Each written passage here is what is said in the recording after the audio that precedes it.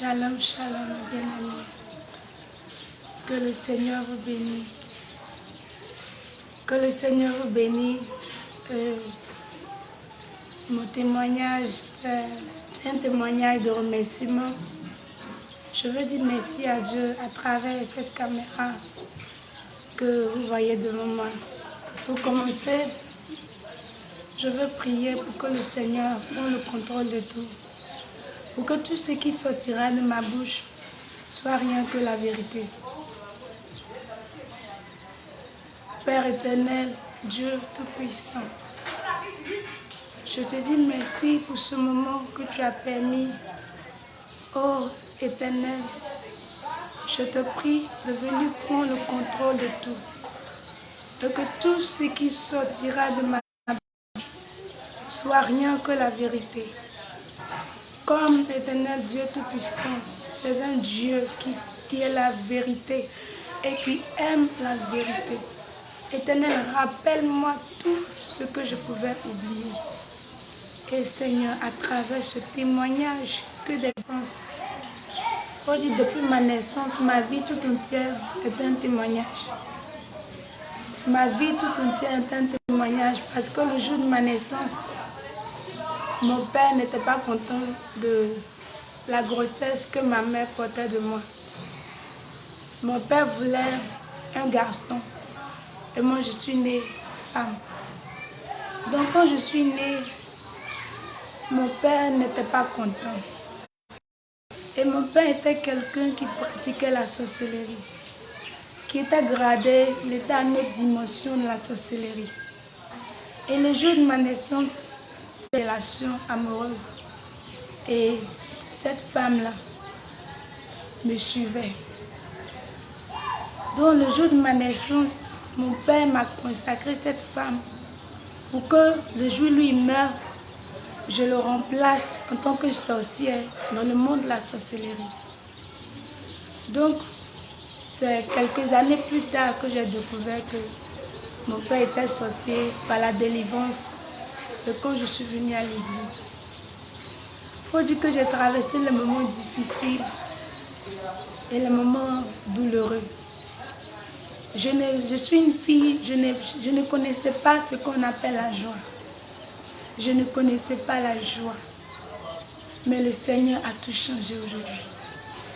Je ne connaissais pas la joie parce que quand j'étais petite, pour commencer, quand j'étais petite, mon père, comme je vous l'ai dit, était dans la sorcellerie et il m'a sacrifié, il a donné mon nom dans le monde invisible pour que je meure, pour que lui, il s'enrichisse. Par ma tête, il allait pouvoir gagner plus d'argent dans le monde invisible.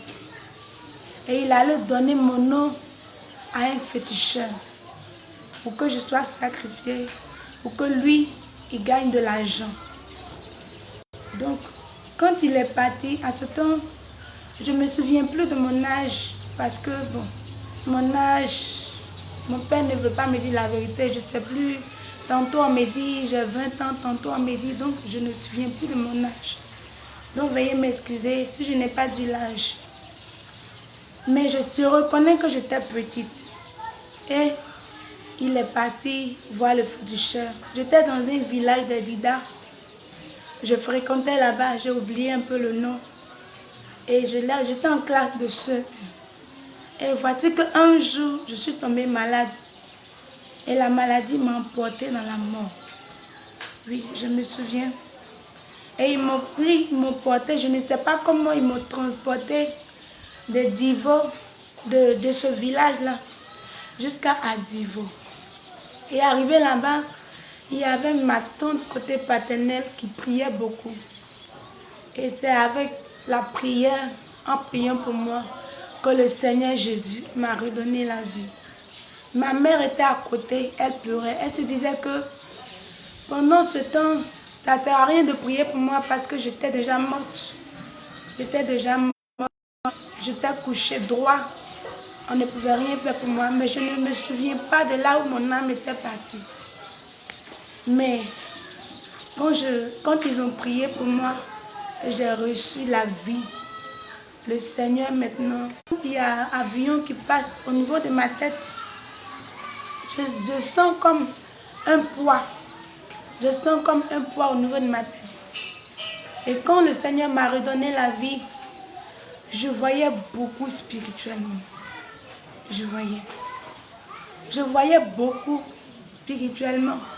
Mais il faut dire, comme je n'avais pas encore accepté Jésus-Christ, je voyais que des esprits. Et c'était ces esprits-là qui me menaçaient. Je voyais des esprits négatifs, des esprits de mort, des serpents avec les yeux ouverts. Je voyais des serpents, je voyais des esprits tout noirs, je voyais même des sorciers. Je ne voyais pas tout ce qui est bon, je voyais tout ce qui était vilain. Il y a des personnes qui ne sont pas des humains. Il y a des personnes qui sont habillées tout noir, qui me dépassent. Il y a des personnes qui sont glacées. En décembre, il y a des esprits qui sortent de l'eau. Je voyais toutes ces choses-là. Et après quoi, bon, je me disais que m'a redonné la vie. J'étais chez elle à Vivo. Étant chez elle, j'ai mon grand frère, le fils aîné de mon papa. J'étais couchée au salon. Et ce jour-là, c'était un soir. Et mon grand frère est venu se coucher auprès de moi. Et il a tenté de sortir avec moi. Je vous assure, mon propre grand frère, il est sorti avec moi. Et ce dernier-là, je n'ai plus de ses nouvelles, je ne sais plus où il est. Mais quand je me suis levée, je n'ai pas voulu parler à quelqu'un. Parce que tellement ça m'a fait mal. J'étais petite et puis je ne savais pas comment faire. Il faut dire que c'est lui qui a pris ma virginité. Et quand il a fini, je me suis levée. Je me suis levée, je n'ai pas voulu parler à quelqu'un. Parce que je me disais qu'ils n'allaient pas me croire. Et j'ai commencé à rentrer. J'ai commencé à voler. J'ai commencé à voler, je volais de l'argent de ma tante. Ma tante chez qui j'étais, je volais de l'argent. Mais je ne cesse pas de voir dans le monde invisible. Je volais de l'argent. Je volais. Quand on me demande, je dis c'est pas pour moi. Parce que comme vous le savez, je sais bien raisonner. Je sais bien m'exprimer. Et quand je raisonne, les gens vont croire que c'est la vérité. En réalité, je mens. Je volais. La nourriture, je volais. Tout ce que je vois qui ne m'appartient pas, je n'ai pas besoin de demander. Je prends. Et quand on me demande, je dis c'est pas moi. En réalité, c'était moi qui le faisais. Et à l'âge de... Parce que quand j'étais chez ma tante, mon père m'a pris à l'âge de 10 ans. Et il a dit que ma tante ne veut pas me mettre dans un métier.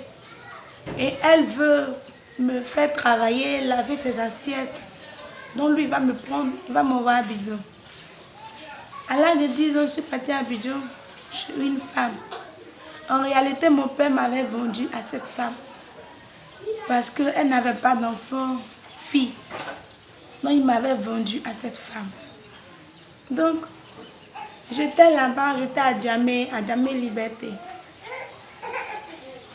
Donc quand j'étais là-bas, je faisais tout chez la dame. Je travaillais, je faisais tout. J'étais comme une servante. Je n'avais pas la paix. Je faisais tout à la fois. Je faisais la cuisine. Je faisais une grande lessive. Je faisais tout. Et comme elle aimait me priver à manger, ça me donnait aussi la force de pouvoir voler. Ça me donnait la force de pouvoir voler. Parce que cette dernière, quand elle me frappe, elle me prive de manger. Donc moi aussi, quand je vois son argent, je prends. Donc, j'étais là-bas. Mais il faut dire qu'il y a des jours où je ne prends pas et je reçois aussi des fausses accusations. Parce que je suis quelqu'un, Je n'aime pas faire du mal à quelqu'un. Mais que quand tu me fais du mal, je te montre que moi aussi je sais faire du mal. Et c'est comme ça que je marchais. Mais je t'ai senti, je n'aime pas voir quelqu'un souffrir. Et je suis quelqu'un aussi, je pleure beaucoup, je me lamente beaucoup. Peu importe les situations que je traverse. Même la situation de quelqu'un me fait pleurer aussi. Donc, quand elle me faisait vivre ces choses, je pleurais. Je me lamentais. Donc un jour, cette dame a dit que, elle a dit que d'arranger sa chambre. D'arranger la chambre parce qu'elle va sortir. Elle me confie la clé de sa chambre. Et son grand-fils qui est dans la chambre est venu voler ses 5 000. Et cette dame est revenue de là où elle partait. Elle est revenue. Elle ne voit pas son argent. Elle dit que c'est moi j'ai pris. Je lui ai dit que ce n'est pas moi. Elle dit pour cela, elle va me mettre en prison. Je lui ai dit, ok. Moi, je reconnais que ce n'est pas moi. Parce que j'ai rangé la chambre. Elle dit que je volais son argent. Son fils a pris de l'argent et il allait boire. Et il n'était pas à la maison. Elle m'a frappé avec toutes sortes de chicottes. À ce temps aussi, j'ai sauté une partie. Lorsque j'avais perdu la vie, comme mon papa m'avait donné un sacrifice, quand ça n'a pas marché, c'est ma mère qui est partie à ma place. Aujourd'hui, ma mère est décédée. Parce que c'est elle qui m'a pris pour aller, pour qu'on prie pour moi. Donc c'est elle qui est partie. Donc voici comment j'ai perdu ma mère. Et quand j'ai perdu ma mère, et mon père m'a pris dans la main de ma tante pour m'envoyer à Abidjan. Chez la femme dont vous connaissez, que je cite. Donc, quand j'étais là-bas, ma mère n'est plus. Donc, quand on me fait quelque chose, je dis, hé, si ma mère était là, cela n'est pas m'arriver. Si ma mère était là, parce qu'elle m'aimait beaucoup. Elle me prenait beaucoup dans ses bras. Et elle n'accepte pas que je souffre. Parce que, avec la maladie que j'ai traversée, elle n'aimait pas quand je tombe malade, elle n'aimait pas quand je souffre. Donc, quand ma mère est décédée, quand on me fait quelque chose, automatiquement je me rappelle. Je me dis, hey, si ma mère était là, cela n'allait pas m'arriver. Comme mon père fait de moi ce qu'il veut. Donc, j'étais là-bas. Et elle a décidé de me mettre en prison. Que je dis la vérité, que c'est moi j'ai volé ces 5 000. Elle m'a chicoté. Elle a fait tout. Elle a fait tout. On partait à la police. Sur la route, elle me dit non, on n'a qu'à se retourner. Que d'ailleurs même la police est fermée, on n'a qu'à se retourner. Il dit ok. Je pleurais sur la route, elle me tirait des oreilles. Elle me baissait. Faut dire la vérité. Faut dire la vérité. Faut dire. J'étais en larmes. Je pleurais les larmes de mon cœur. Parce que je reconnais que je n'ai pas volé son argent. Elle a dit que non, on n'a qu'à se retourner. Que la prison est fermée, qu'il se fait tard, on n'a qu'à se retourner. On s'est retourné. Toute la nuit, je n'ai pas dormi. Quand j'essaie de dormir, elle me chicote. Quand j'essaie de fermer l'œil, elle me chicote. Jusqu'à 6 heures. Cette dernière, elle ne m'a pas laissé. Elle ne m'a jamais laissé. Elle m'a frappé toute la nuit. Mon corps était devenu bizarre à cause de ces 5 000. Et je pleurais toujours la mort de ma mère. Je regrettais pourquoi elle est décédée. Je regrettais aussi d'avoir un père qui n'est pas capable de prendre soin de son enfant. Je regrettais. Quand je suis là, j'imagine, je disais que mais pourquoi je ne suis pas née d'une famille dont un père a l'argent, d'une famille dont un père est bien, dont une famille, dont un père est capable de prendre soin de son enfant. J'imagine. J'imagine. Je réfléchis. Je n'ai jamais connu l'amour d'un père ni d'une mère depuis que je suis née. Je n'ai jamais connu cela. Donc, je réfléchis, je regrette. Arrivé à un certain moment, la dame en question n'a pas donné l'argent à mon père. La somme qu'il a demandé, elle n'a pas donné. Elle lui faisait tourner, elle lui disait que demain, après-demain, demain, après-demain, demain, après-demain. Donc, autant au village, mon père s'est fâché.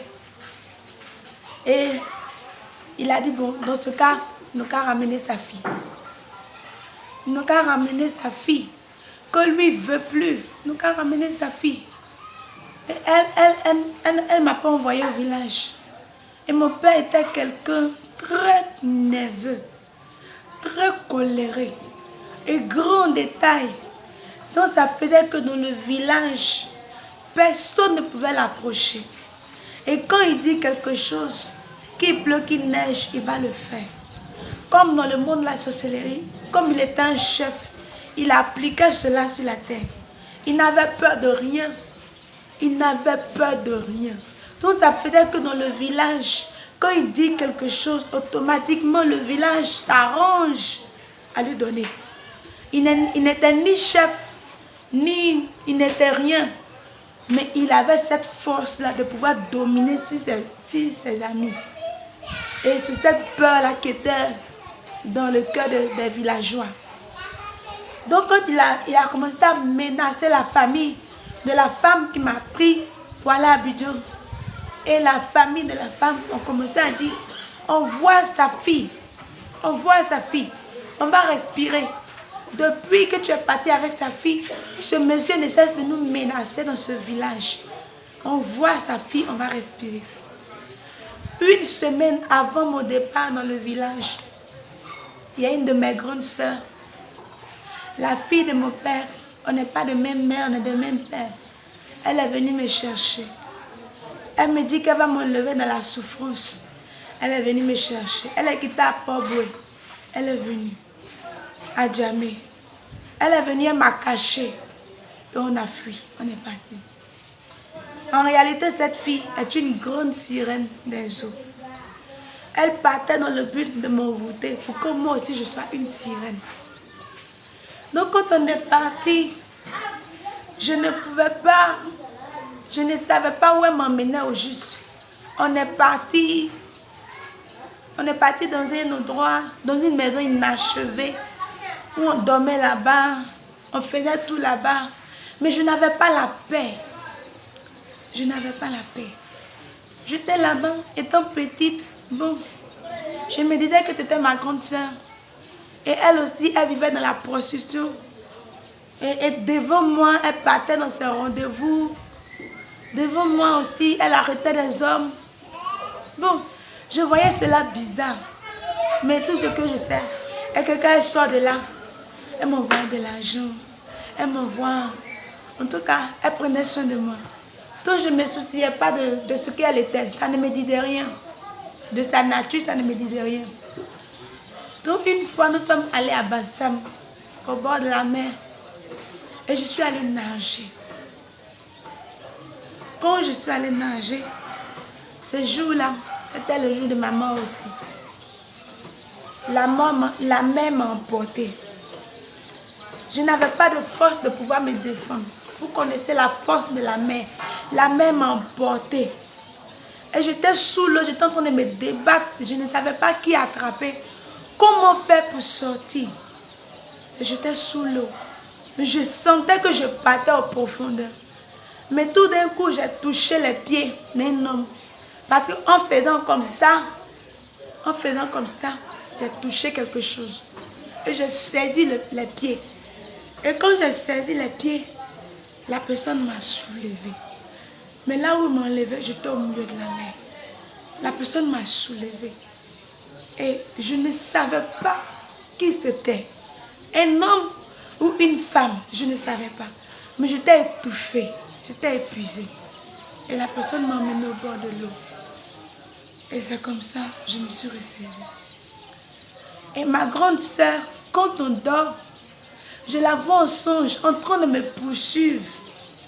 En train de me poursuivre pour dire que je la menace. Tout ce qu'elle fait, ça ne marche pas. Tout ce qu'elle veut de moi, ça ne marche pas. Pourquoi elle me poursuit? Elle est derrière moi. Et dans le songe, c'est comme quelqu'un me donne une épée et je me retourne aussi contre elle. Et c'est moi maintenant qui la poursuis. En ce temps, je n'étais pas chrétienne. Je ne partais pas à l'église, je n'étais pas chrétienne. Et j'étais derrière elle. Donc, tout ce qu'elle a tenté de faire, ça ne marchait pas. Donc, un jour, on est arrivé à la Riviera, à Angré, quartier Soleil. On est arrivé là-bas. Je connaissais la soeur de la dame qui m'a pris pour venir à Abidjan. Je connaissais sa soeur. Et je disais que je suis fatiguée de vivre avec ma soeur. Aller en boîte de nuit, je suis fatiguée. Peut-être qu'elle cherchait quelqu'un pour me mettre dans le travail qu'elle faisait. Je suis fatiguée. Et je suis allée chez la dame. Je me suis cachée. Et je suis partie là-bas. Et la dame m'a pris. La petite soeur de la dame m'a pris pour aller chez sa grande soeur. Et c'est comme ça. La dame m'a pris et m'a envoyé au village. Et quand elle m'a envoyé au village, mon père a dit que bon, comme tout ce qu'il dit, ça ne marche pas, il va aller me laver au cimetière. Moi, avec ma grande soeur, il va aller nous laver au cimetière. J'ai dit à ma grande soeur, non, je ne veux pas. Je ne veux pas qu'il me lave au cimetière. Il a dit, bon, il va prendre de l'eau dans une assiette. On va laver la main dedans. Ça va faire que tout ce qu'on va toucher va prospérer. Il a fait ses prières dessus. Il a envoyé de l'eau. On a lavé la main. Mais tout d'un coup, quand il a fini de laver ma main, les jours qui ont suivi, j'avais envie d'être sorcière. Je ne sais pas pourquoi. J'avais envie d'être sorcière. Parce que, comme je vous l'ai dit, quand le Seigneur m'a ramené à la vie, quand je vois quelque chose sur la vie de quelqu'un, et je lui dis, on me traitait de sorcière. On me dit non, toi tu es sorcière. Donc, avant de me traiter de sorcière, ça m'a mis en colère. J'ai dit, ok, comme je ne suis pas sorcière, et qu'on me traite de sorcière, maintenant je vais devenir sorcière. Et comme c'est comme ça, il faut voir maintenant de quoi je suis capable. Et j'étais là, je suis partie. Ma tante, ma grande soeur, la grande soeur, ma tante, elle m'a pris, elle m'a envoyé chez elle. J'étais chez elle, mais j'avais que des pensées négatives. J'étais en train de réfléchir comment faire pour qu'elle meure. Et quand elle va mourir, qu'est-ce qui va se passer? Et j'étais là-bas, j'avais des pensées négatives. Des pensées négatives. Des pensées négatives. Et je suis là, je peux regarder une personne. Et je peux voir automatiquement cette personne en train de mourir. Je ne sais pas, mais en pensée, je souhaite la mort de cette personne. Et l'esprit de la sorcellerie avait commencé à grandir. Et quand j'étais assise, j'étais là, mais je disais, mais comment j'allais faire pour grandir maintenant? Comment j'allais faire pour entrer maintenant dans ce domaine de la sorcellerie? Je n'avais aucune idée. Et il y a un enfant de rien du tout, qui s'est levé. Et il a dit, toi là, ton comportement ressemble à une sorcière. Ce jour-là, je me suis mis dans tous mes états. Je me suis mis en colère pas possible. Il faut dire que quand vous avez une sorcière chez vous et que vous la traitez de sorcière et qu'elle se met en colère, en réalité c'est une sorcière. Une sorcière n'aime pas qu'on l'accuse de sorcière. Et je disais que comme cet enfant m'a dévoilé, je ne deviens plus sorcière. Non, je laisse. Comment cet enfant peut me dire que je ressemble à une sorcière? En quel moment, lui là, il a su, il connaît mes pensées. J'ai abandonné. Je dis non, je ne deviens plus sorcière. J'ai abandonné. Mais les pensées négatives me travaillaient toujours. Ça me travaillait toujours. Je voyais que des choses impures, des choses négatives, la mort des autres, la mort des autres, la mort de mon prochain. Comment faire pour qu'une personne meure? Je peux regarder une personne en train de marcher et je vois la personne déjà dans un cercueil. Je ne sais pas comment je fais. Et je vois déjà la personne dans un cimetière. Et je me dis, mais est-ce que la personne meurt dans 2 jours? Ça fait quoi? C'est comme ça que je me voyais. Donc, j'avais abandonné maintenant le Chusé. Et j'étais avec ma tante dans un village d'Elida. J'étais avec ma tante là-bas. Et ma tante est tombée malade. Comme on était dans un village, même avant d'être dans ce village-là, on était dans un village nommé Bega. On était là-bas et elle partait au champ. Et l'âche, il y a hache qu'on prend pour casser Fago. Ça a déchiré sa tête. Ça a fondu. Ça a déchiré ici.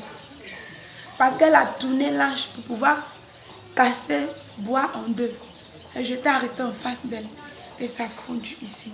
Et le sang a commencé à jaillir. Et j'étais menacée. Je ne savais pas comment l'aider. Je pleurais, je criais. Et c'est là qu'ils l'ont envoyé à Divo. Ils ont cousu. Mais t'as entraîné la maladie, tout ça. Donc on est parti dans le village de Divo, nommé Data. On est parti là-bas pour qu'elle se soigne. Donc c'est moi maintenant qui étais auprès d'elle, qui la suivait de partout, qui faisait la nourriture pour elle. Mais en réalité, quand je la soignais, j'avais envie qu'elle guérisse. J'avais envie aussi qu'elle meure. Mais je n'avais jamais mis quelque chose dans sa nourriture. J'avais toujours compassion d'elle. En même temps, je ne sais pas comment vous dire. En même temps, je voyais sa mort aussi. Qui disait que, hey, si tante Rose meurt, où je vais aller? Ma mère n'est plus, c'est elle qui m'a pris. Non, elle n'a qu'à rester. En même temps, je dis, si tante Rose vit, où je serai? Comment je vais devenir? Peut-être qu'elle va m'aider. J'avais toutes ces pensées dans ma tête, étant petite. Je n'avais pas envie de la détruire, je n'avais pas envie de la tuer. Je n'avais pas même l'idée même de la tuer. Et quand j'ai abandonné le sujet, elle a été guérie. On est parti à Divo. On s'est séparés parce que mon père encore s'est fâché. Il a dit que tante Rose me prend, elle m'utilise, elle fait de moi ce qu'elle veut. Donc lui, il me prend encore dans sa main. Et quand il m'a pris, on est parti dans un village où la sorcellerie règne là-bas. Et là-bas, on est parti, il m'a mis dans un travail, moi avec ma grande soeur. On a commencé à travailler dans un restaurant. Et à partir de minuit, les sorciers sortent du village. Et je les voyais. Et je disais à mon père, papa, moi je ne veux pas rester ici. Il y a trop de sorciers ici. Il y a trop de sorciers ici. Je ne veux pas rester ici. Les sorciers sont habillés en rouge, en noir, en blanc. Et puis ils sortent de l'eau. Ils sortent de partout, ils viennent. Je les voyais. Je disais, moi je ne veux pas rester ici. Ça me fatiguait. Parce que c'était plus lourd que moi. Donc, on était dans ce village. Pendant un bon moment, on est quitté là-bas. La dame, elle ne donnait pas aussi l'argent que mon père voulait. Elle ne donnait pas. Donc, il nous a enlevés chez la dame et on est parti à Divo. Et quand on est arrivé à Divo, ma même tante qui était malade m'a repris. Elle m'a repris chez elle. Quand elle m'a repris, j'étais chez elle, je faisais tout. Je suis quittée à Abidjan. Mon père il m'a plus envoyé chez la dame. J'étais là-bas. J'étais maintenant à l'âge de 14 ans.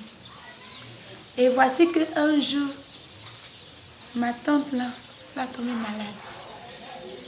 Elle va me donner des conseils. Si je grandis, comment je dois marcher. Et si je suis chez les gens, comment je dois me comporter. Mais je ne considère pas ce conseil parce que je disais que je suis une jeune fille, je dois faire comme je veux. Donc je ne considérais pas ce conseil. Donc après, un jour, elle tombe malade, un vendredi. Et dimanche, elle perd la vie. Elle est décédée un dimanche. Et j'étais maintenant dans tous mes états. Et quand elle est décédée, toute la famille.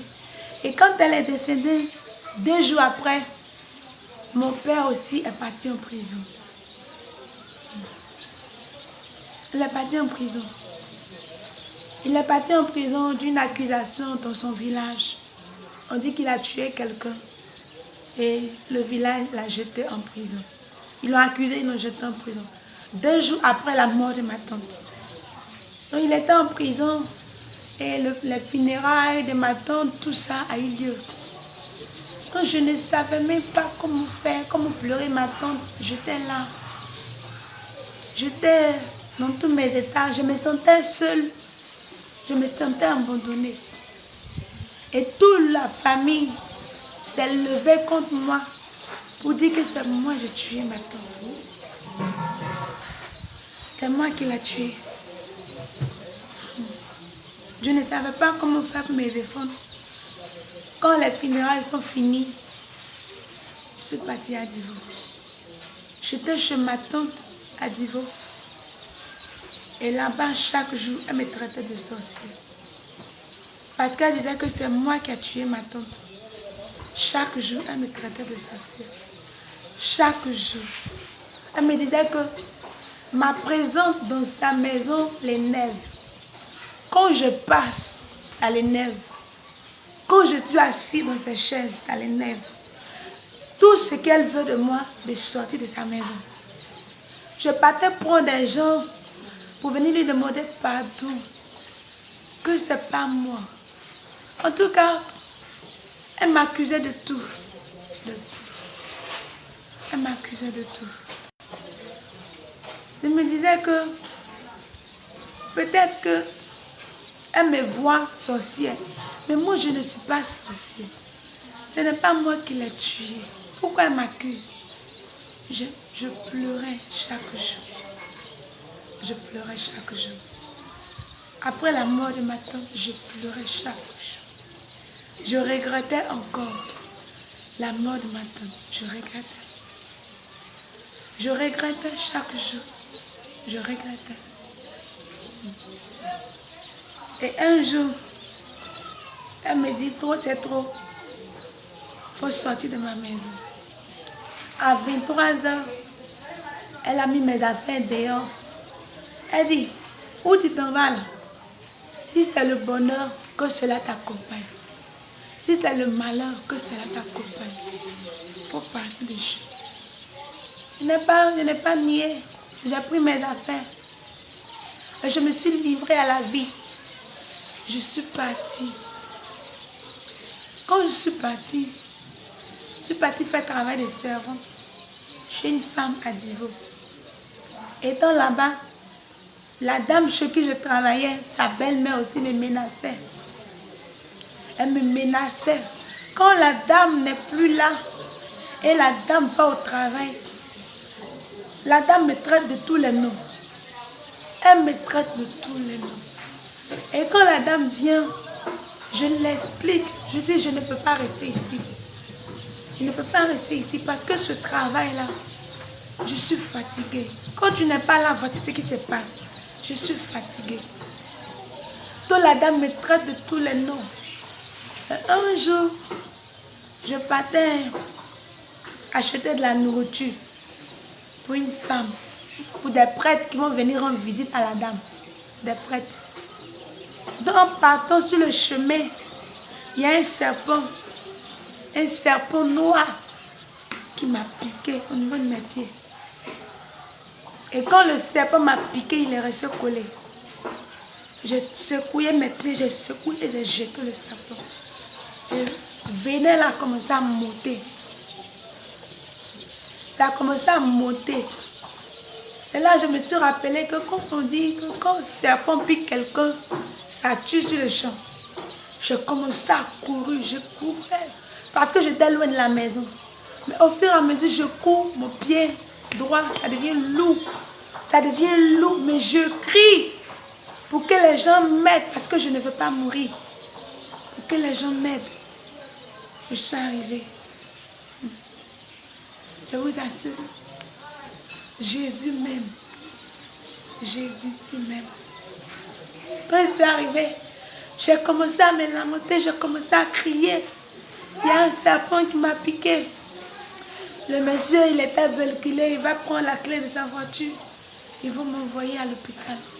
Arrivé à l'hôpital, le docteur en train de communiquer. Et j'étais devenue dure, droit. Je ne pouvais pas bouger ma tête. J'étais droit.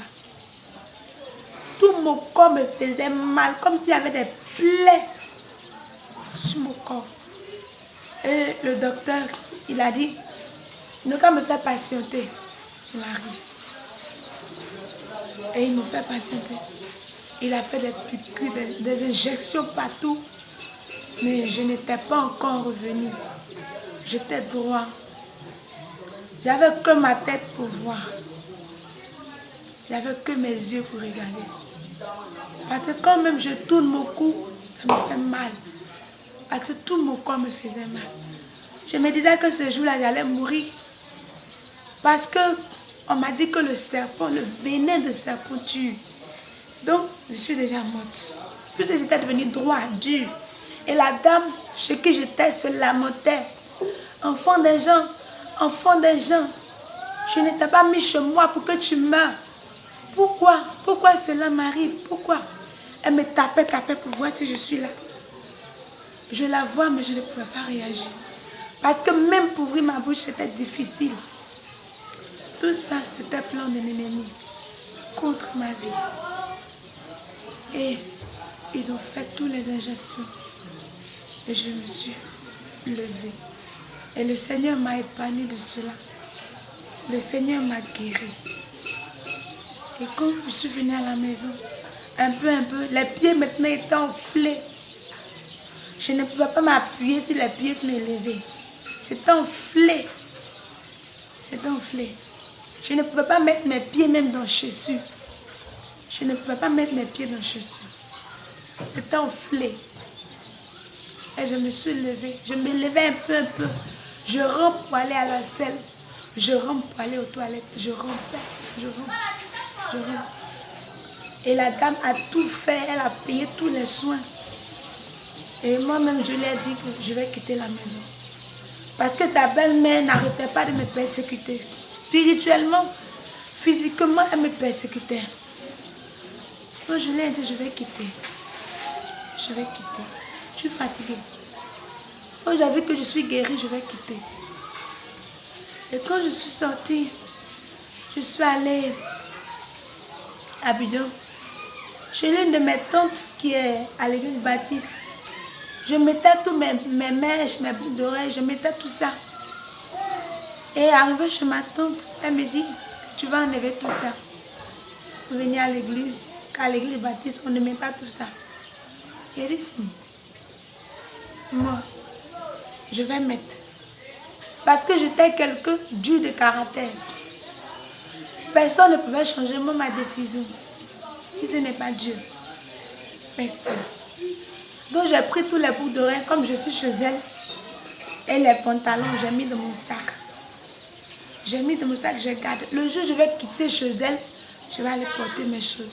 Mais en cachette, je mettais les calés. Je mettais les mascaras en cachette. Je me cachais et je mettais. Je me cachais. Parce que ce sont des maquillages qu'on ne voit pas.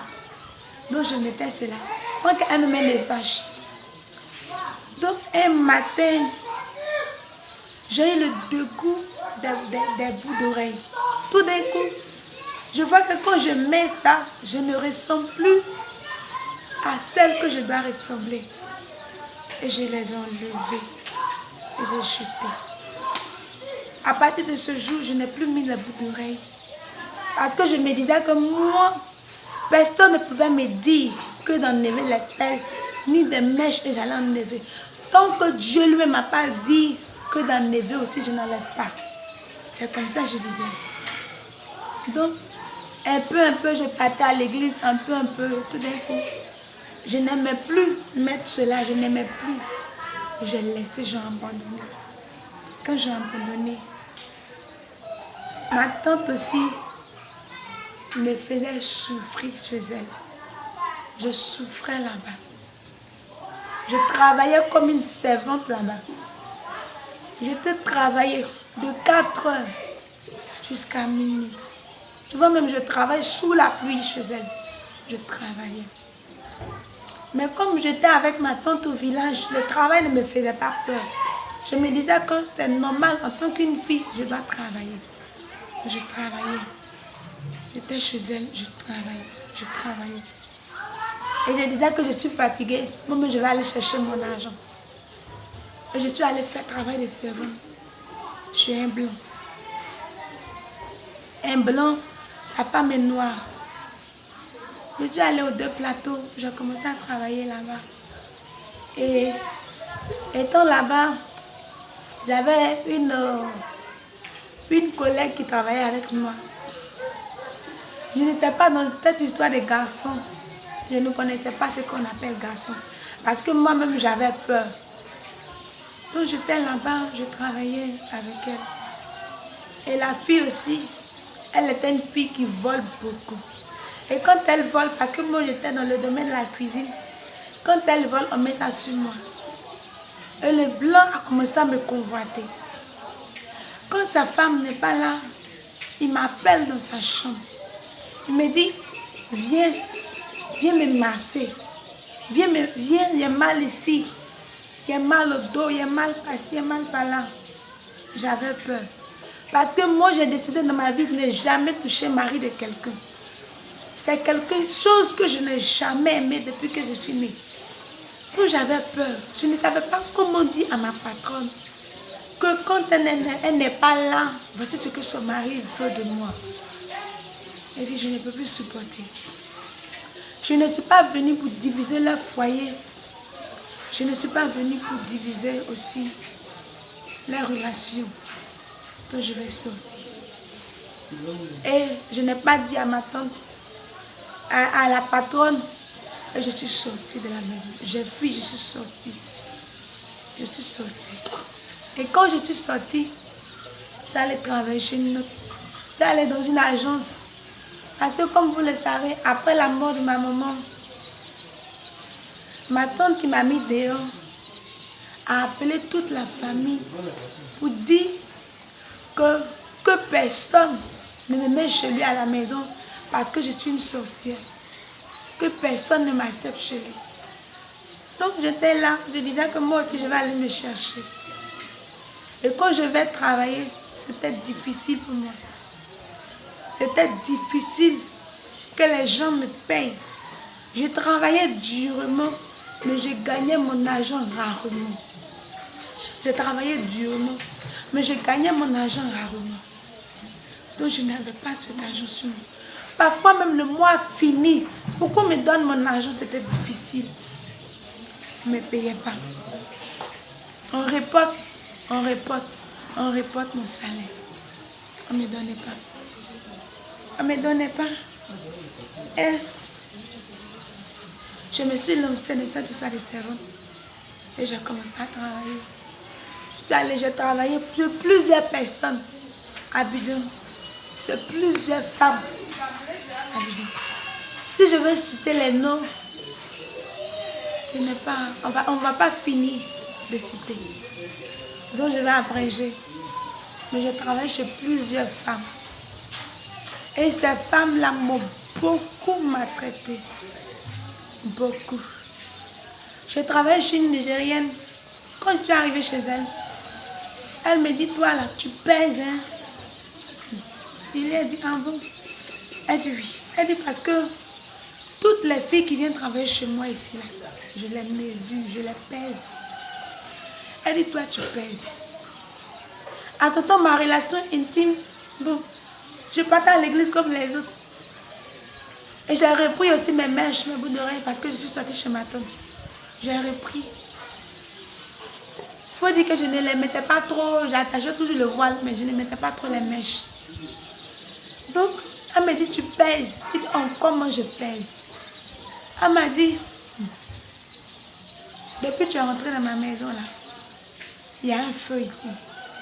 Mais bien aimé, je ne priais pas la nuit pour dormir. Je ne faisais rien. Je ne faisais rien. C'est pourquoi je vous dis, depuis ma naissance, Jésus m'aime. Et il avait ma vie dans ses mains. Et il me suivait de proche. Et elle a commencé à me dire, moi j'étais la reine des côtes. Ma patronne est celle qui me dit ça. Elle me dit que moi je suis la reine des côtes. Que sous l'eau là-bas, quand on va opérer, on va à midi 00. Midi que vous prenez pour manger là. Et là, nous, on s'en va opérer. Parce que les chrétiens disent qu'à minuit, c'est là les sorciers opèrent. Donc les chrétiens se lèvent à minuit pour prier. Donc, eux, maintenant, ils opèrent à partir de midi 00. Midi dans le monde, la sorcellerie signifie minuit. Et 13h signifie 1 heure. Et 14h signifie 2 heures. Et c'est comme ça, elle a commencé à me détailler. Elle m'a dit que c'est toi seul que je peux dire ça. Parce que tu pèses. Mais je ne savais pas de quoi elle parle. Je pèse en comment. Elle a commencé à me détailler. Que là où je suis arrêtée là, les hommes avec qui je travaillais dans la sorcellerie, ils sont arrêtés auprès de moi. Et je la regarde, j'ai commencé à rire. Il dit, ah bon? Elle me dit oui. Elle dit, si tu veux réussir. Elle me dit, toi, tu vas réussir. Mais ta réussite là, ça se trouve à l'église. Et tu vas réussir à l'église. Tu vas te marier à l'église. Quand tu vas sortir de l'église là, tu ne vas jamais réussir. Cette femme n'est même pas chrétienne. Elle m'a dit ça. J'ai dit, ok. Je partais à l'église un temps. Je partais à l'église. Et je voyais toujours ces choses-là. Dans le monde invisible, je voyais. Je voyais toujours ces choses-là. Et elle a commencé à me détailler que si je veux réussir, de prendre du sel, je vais mettre dans l'eau. Je vais me laver avec. Parce que le sel sort de la mer et la mer est salée. Et la mer, c'est de l'eau qui est puissante. Donc quand je vais parler dessus, je vais me laver. Ça va annuler tous les échecs qui sont sur ma vie. Il a compris. Elle m'a dit aussi que de prendre de l'eau, de parler sur l'eau, et je vais verser sur la terre. Que tant que mon ennemi marche sur la terre, il sera anéanti. Elle a dit de prendre de l'eau et de parler sur l'eau, je vais verser. Que si mon ennemi aussi, tant qu'il boit de l'eau, quand il va boire de l'eau, que la terre, que de l'eau lui fait du mal. C'est quoi tout ça là? Elle dit ok. Parce que tellement j'avais envie de réussir, tellement mes parents, mon entourage me méprisaient, me traitaient de tous les noms. Quand elle me disait ça, j'avais les yeux ouverts, je regardais. Je regardais, j'étais prête à faire cela. Et elle m'a dit que va dans un carrefour. À partir de minuit, non, à partir de 2 heures, va dans un carrefour et prends l'œuf et tu jettes au carrefour. Que l'œuf là, tu sais pourquoi les féticheurs utilisent œuf? J'ai dit non. Elle dit les féticheurs utilisent œuf parce que ça représente du sang. Je vais vous rappeler que ne prenez jamais l'œuf pour faire un savon. Ne prenez jamais œuf pour faire soin de visage. Parce que c'est du sang que vous appliquez sur vos visages. Elle m'a dit que ça représente du sang. que quand tu jettes l'œuf sur un carrefour, spirituellement, tu renonces à l'esprit de mort. Mais je vous dis que c'est Jésus seul qui peut détruire l'esprit de mort. Et elle a dit ça, j'ai dit, ok, que ça peut détruire l'esprit de mort sur ma vie, de parler à l'œuf et je casse au carrefour. Que elle, à chaque fois, elle va au carrefour et elle jette l'œuf pour ses enfants. Elle casse un œuf pour son mari, un œuf pour ses enfants, un œuf pour elle-même. Donc ça fait que l'esprit de mort s'éloigne de sa maison. J'ai dit, ok.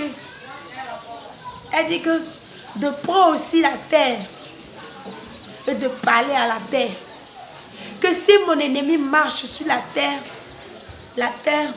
va le tuer. Tandis la terre va l'avaler.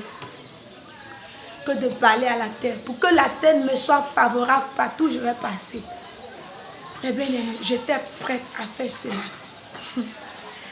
Je suis partie à la maison. C'était ma patronne, je vivais avec elle. J'ai pris du sel.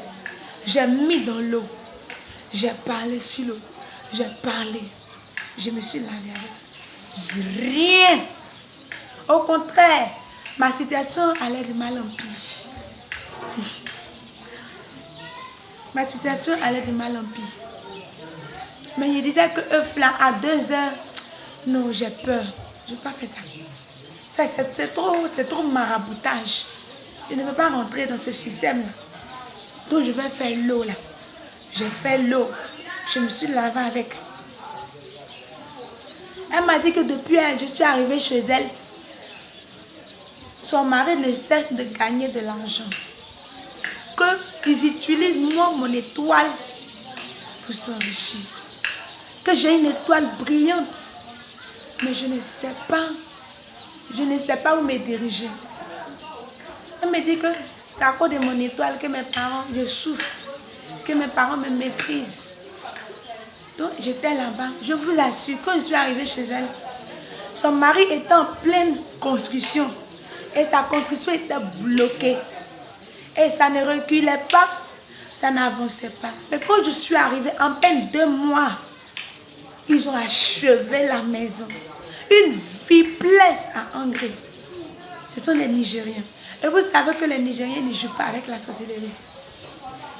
Vous savez combien de fois ils sont racinés dans la sorcellerie. Donc ils ont achevé la maison. Mais chaque jour, je tombais malade. Chaque jour, je tombais malade. Chaque jour. Et un jour, j'ai décidé de m'accrocher à Jésus. Parce que je ne veux plus tomber malade. Je ne veux plus être dans toutes ces choses-là. J'ai décidé de m'accrocher. Et quand je me suis donnée à Jésus, le Seigneur maintenant a commencé à me délivrer de toutes ces choses-là. Et pendant ma délivrance, bon, ce n'était pas à Jésus revient, c'était dans une autre église. Mais j'ai commencé à servir Dieu. Je parlais de Jésus partout. Je parlais de Jésus. Quand même je n'étais pas chrétienne, je parlais de Jésus aux gens. Mais moi, je ne partais pas à l'église. Je parlais de Jésus. J'ai commencé à parler de Jésus à l'âge de 12 ans. Je parlais de Jésus aux gens. Quand même je n'étais pas chrétienne. Je parlais. Mais moi, je ne partais pas à l'église. Mais je sentais en moi qu'il y avait un Dieu qui me tient dans ses mains. Mais je ne sais pas c'était qui. Mais je parlais. Après cela, j'ai décidé de donner ma vie à Jésus. Quand j'ai donné ma vie à Jésus, ma délivrance a eu lieu à l'église baptiste. J'ai commencé à évangéliser.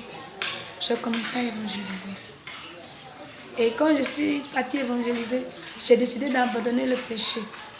Abandonner. Et c'est là, je dis que je vais aller annoncer l'évangile de mon village. Et arrivé là-bas, j'ai chuté avec un jeune homme.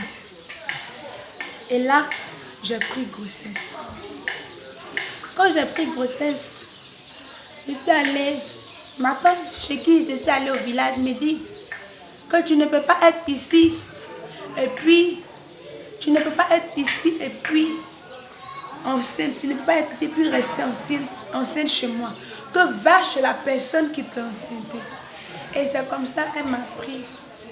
Et je suis partie chez la personne. J'étais là-bas. Mais il faut dire que c'était un calvaire. Là-bas, c'était difficile. Je ne mangeais pas avec la grossesse. Je souffrais. Je ne gagnais pas les ordonnances. Je souffrais. Et ma belle-mère était dans la sorcellerie. Elle était une sorcière.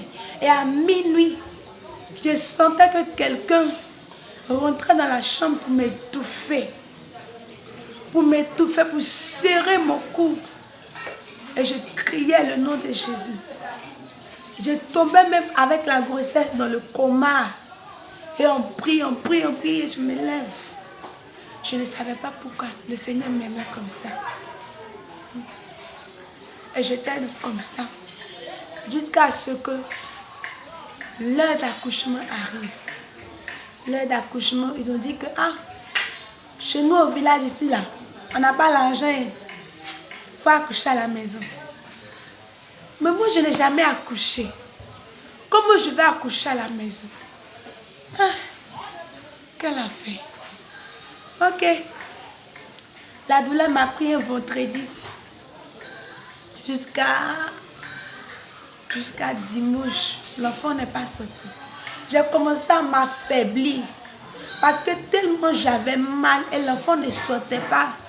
C'est là ils ont eu peur. Enfant des gens, on va l'envoyer à l'hôpital. Non, à l'hôpital. Arrivé là-bas, le docteur me dit non. Ça là, c'est pas pour nous.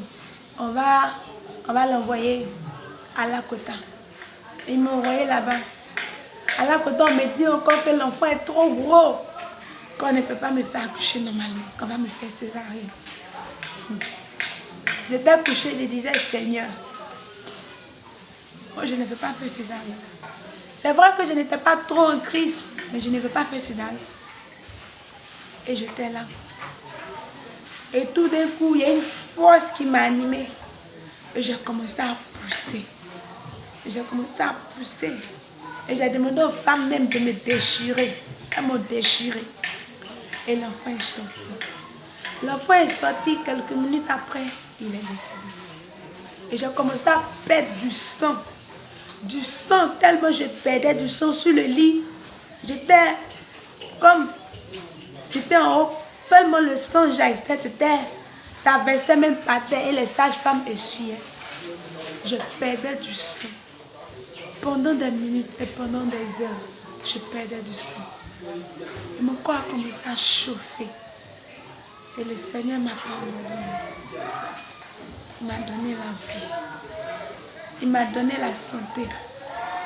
Il m'a donné la vie et il m'a donné la santé. Je suis sortie de la salle. Ils m'ont cousu. Je suis sortie de la salle. Il disait que bon, peut-être que comme l'enfant n'est pas resté, c'est une délivrance pour moi que l'enfant n'est pas resté.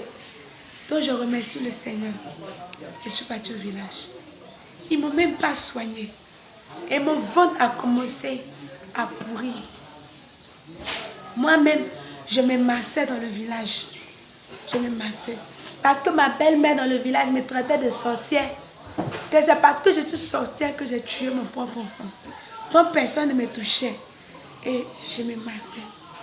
Il n'a pas regardé à quelqu'un. J'étais paralysée. Mes deux pieds, ça ne fonctionnait plus. Ça ne fonctionnait plus. Je rentre maintenant pour aller hurler, pour aller à la selle. Je me massais moi-même. Il me disait que la famille de ce jeune homme-là, ce qu'ils m'ont fait, je ne vais jamais les pardonner. Que je suis sortie. J'ai l'habitude. Je vais aller travailler. Étant là-bas aussi, le jeune homme m'appelait toujours. Je n'ai pas voulu l'abandonner. Parce que je lui ai dit, pour moi, c'est une première relation que j'ai eue avec lui. Donc je ne peux pas l'abandonner. Puisque le Seigneur lui-même a dit que celui qui te devient, je te marie. Donc si le jeune homme désire de me marier, je vais rester avec lui. Donc, j'étais avec lui. Au téléphone, il m'a dit que non. Je vais quitter chez mes parents, je vais prendre mes dents à bidon, tu ne vas plus rester là-bas. tu vas rester chez moi, il faut venir, il faut rester avec moi. J'ai dit, ok. Quand je suis partie chez le jeune homme, j'ai repris encore une deuxième grossesse. Et la grossesse là, le jeune homme me dit que c'est pas pour lui. Il dit quoi? Tu ne vas pas me dire que c'est pas pour toi. Parce que je reconnais que c'est toi qui m'as enceinté. Et ce jeune homme est parti au Mali. J'ai perdu tous ses contacts. J'ai perdu ce numéro. Je ne savais plus quoi faire. La dame chez qui je travaillais m'a dit que je ne peux pas te garder avec la grossesse. Il faut partir, il faut aller en famille. Mais comme je connais ma famille, je ne vois personne dans ma famille qui peut m'accepter avec la grossesse. J'ai commencé à dormir dans les rues. Abidjan. J'ai commencé à mendier avec la grossesse. J'ai commencé à dormir dans les rues. Le soleil me tape. La pluie me tape. Je partais dans les églises pour chercher de l'aide. Je ne savais pas qui m'adresser. En ce temps, mon père qui était en prison est mort en prison. Il est mort là-bas. Il a fait 2 ans en prison et il est mort. Et son cadavre même a été mélotté. Quand le Seigneur dit dans sa parole que le salaire du péché c'est la mort, je vous assure, quand il est mort, même son cercueil a été mélotté. Il est mort en prison.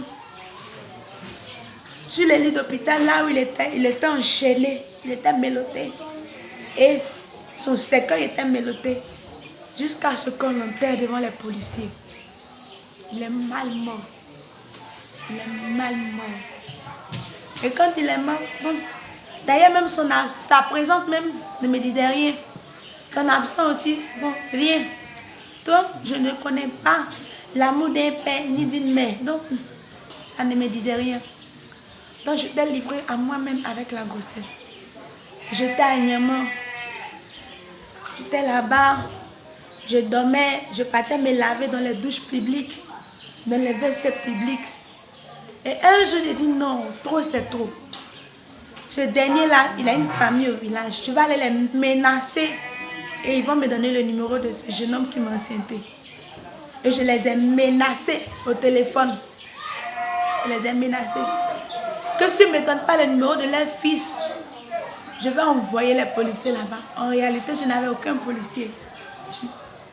Je suis partie là.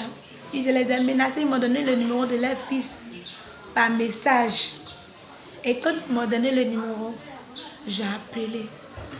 Et il a commencé à m'orienter que de partir chez l'une de ses frères. À ce temps, maintenant, j'étais à 6 mois de grossesse. Je suis partie à Yopougon chez l'une de ses frères. Je suis partie m'asseoir. Il dit qu'il pleut, qu'il neige. Tout ce qu'ils vont faire là, c'est plus mon problème. Moi, mon problème est qu'il doit nourrir ma grossesse. Donc, j'étais assise là-bas. Mais la fille, la femme de ce jeune homme avec qui j'étais, se plaignait parce qu'il n'y avait pas à manger. Parce que le jeune homme ne travaillait pas, c'était un étudiant. Donc il n'y avait pas à manger. Donc je partais faire 1000 francs par jour. Puis les photos, laver assiette avec la grossesse, 1000 francs par jour. Et je venais. Et quand je venais, je prends les 1000 francs, je fais marcher et on mange à la maison.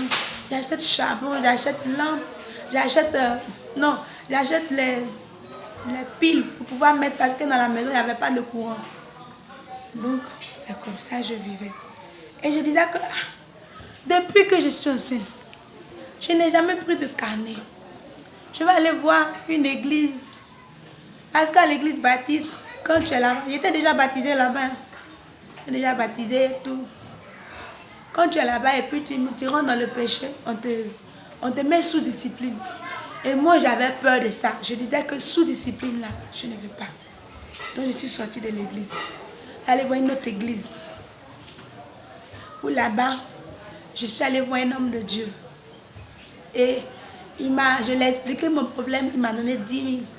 Et lundi, c'était un dimanche, lundi, je suis allée à l'hôpital. J'allais faire écho. La femme, le temps de faire écho, et elle ne me parle pas. Elle fait écho, elle ne me parle pas. Il dit, madame, il y a quoi dans mon ventre? Tout ce que je voulais, je me disais que, attendez, c'est une fille, mais c'est un garçon. Parce que j'étais en train d'économiser mon argent pour payer trousseau. Puisque le père de la grossesse ne s'occupait pas de moi comme ça. Mais je disais que comme même s'il faut manger gravier pour s'occuper de ma grossesse, je vais manger gravier. Donc, j'étais là, j'attendais le résultat. Et la dame me disait que non, l'enfant est décédé dans ton ventre. Ça fait 1 semaine. J'ai dit quoi?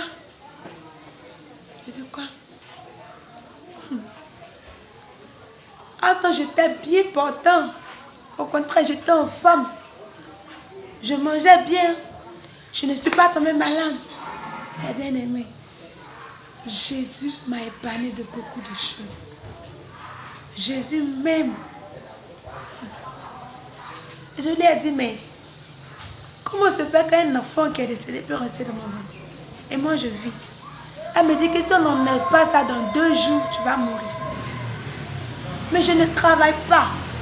Je n'ai personne pour m'aider. Je fais comment pour enlever cet enfant décédé là dans mon ventre. J'ai appelé ce jeune homme. On m'a envoyé de l'argent. Automatiquement, il a envoyé 150 000 pour que la grossesse soit enlevée. Je vous assure.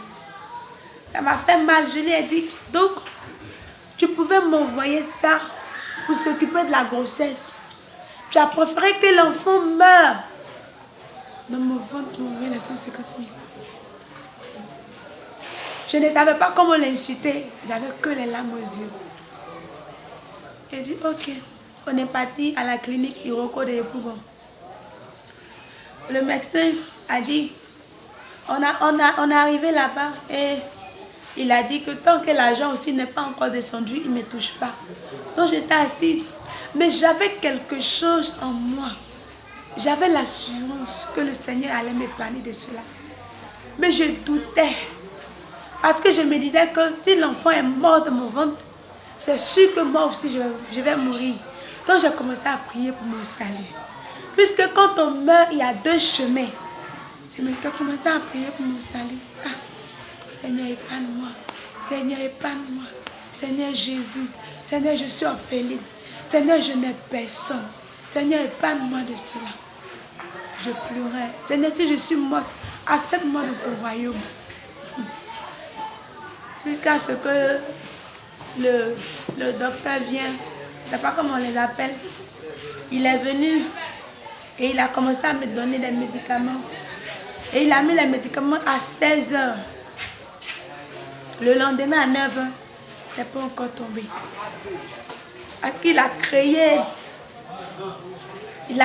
accouchement. Et quand il a créé accouchement, il a créé les douleurs, le mal a commencé à me tourner. Le mal, j'ai commencé à avoir mal. Je disais, ah, comment faire? Donc, le docteur, jusqu'à 9 h, ça ne quittait pas. Il a dit qu'il va essayer encore. Il a mis d'autres médicaments dans mon vagin. Et ça commence à tourner jusqu'à l'enfant est tombé. L'enfant est quitté, la peau de l'enfant était déjà quittée. La peau de l'enfant quittait déjà. Et quand l'enfant est quitté de mon ventre, je rendais gloire à Dieu parce que je ne suis pas morte dans ces choses-là. Et j'ai appelé le jeune homme pour qu'il m'accorde l'argent pour me soigner. Il a dit que lui n'a pas de l'argent. Que l'argent que lui avait pour me soigner, c'était les 150 000. Le reste là, de me défendre. J'ai dit ok.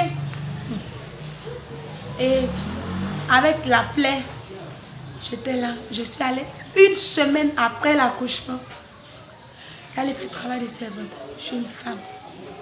Je lavais les habits. Je faisais tout. Pendant ce temps, le sang jaillissait. Je me massais moi-même. Je me massais.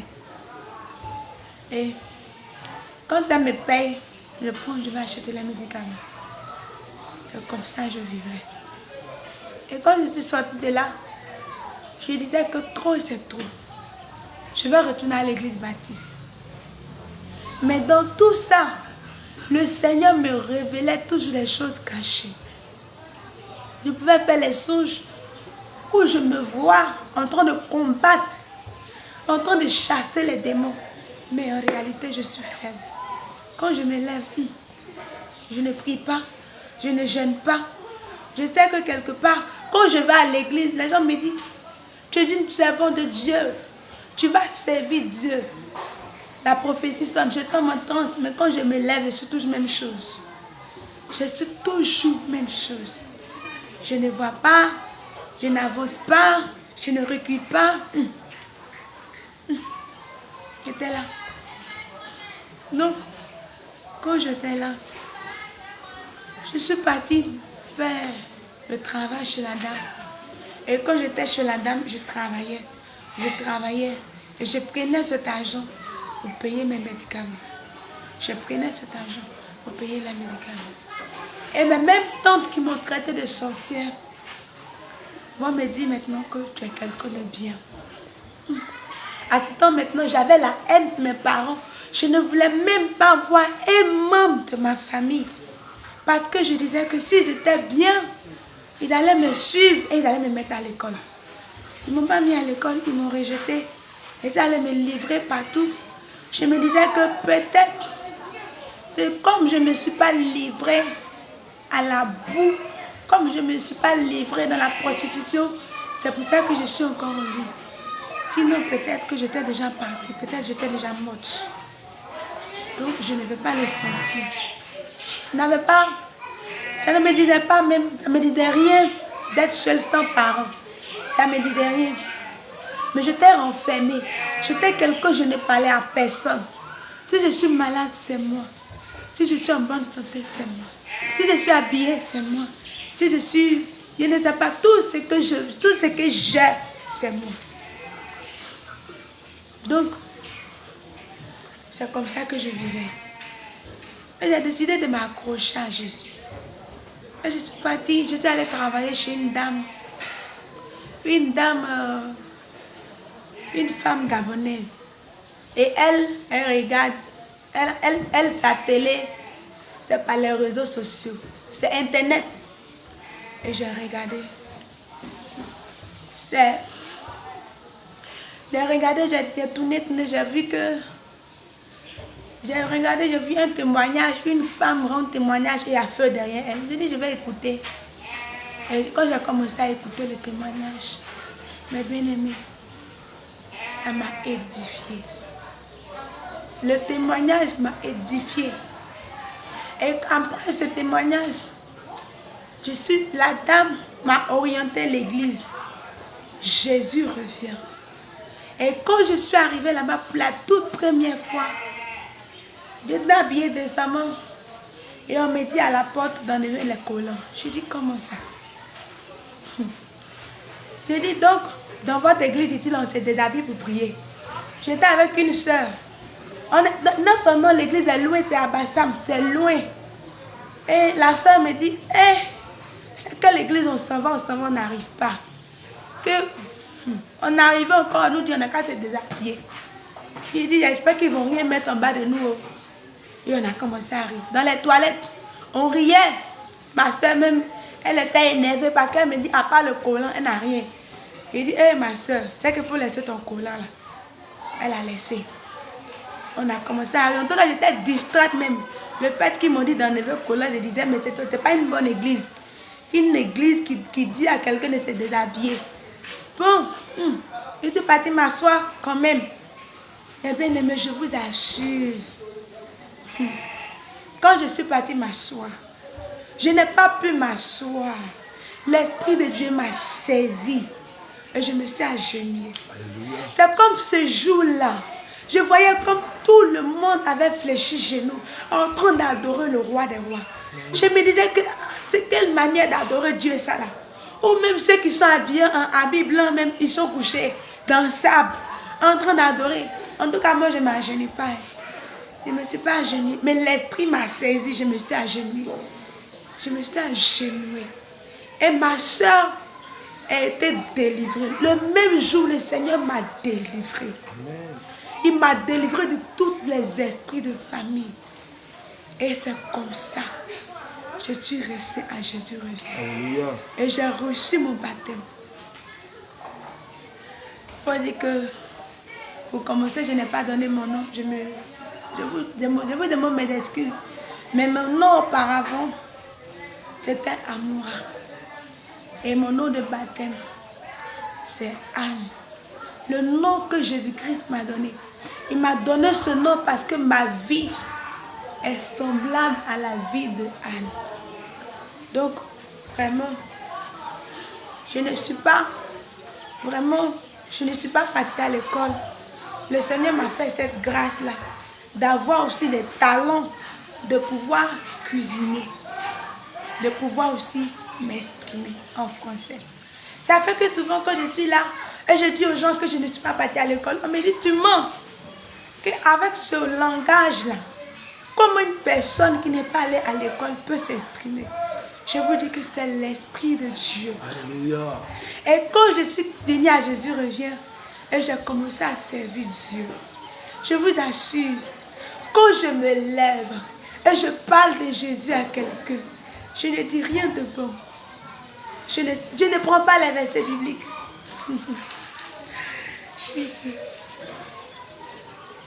Je ne prends pas les versets bibliques. Avec les simples paroles, les cœurs sont touchés. Et les personnes viennent à Jésus. Il faut dire que le Seigneur aussi m'avait déjà choisi depuis ma naissance. C'est pour ça qu'il avait mis des blocages sur mon chemin. Tant que je n'étais pas venue à lui, je n'allais pas avoir la paix. Et quand je suis venue à Jésus, j'ai la paix. À Jésus revient, j'ai la paix. Dans la sainte doctrine, j'ai la joie. Parce que le Seigneur m'a restauré. Et il continue de m'enseigner. Il continue de m'enseigner. Et il continue de me révéler les choses cachées. Mais il y a une chose qui était dans mon cœur. La tristesse. La tristesse.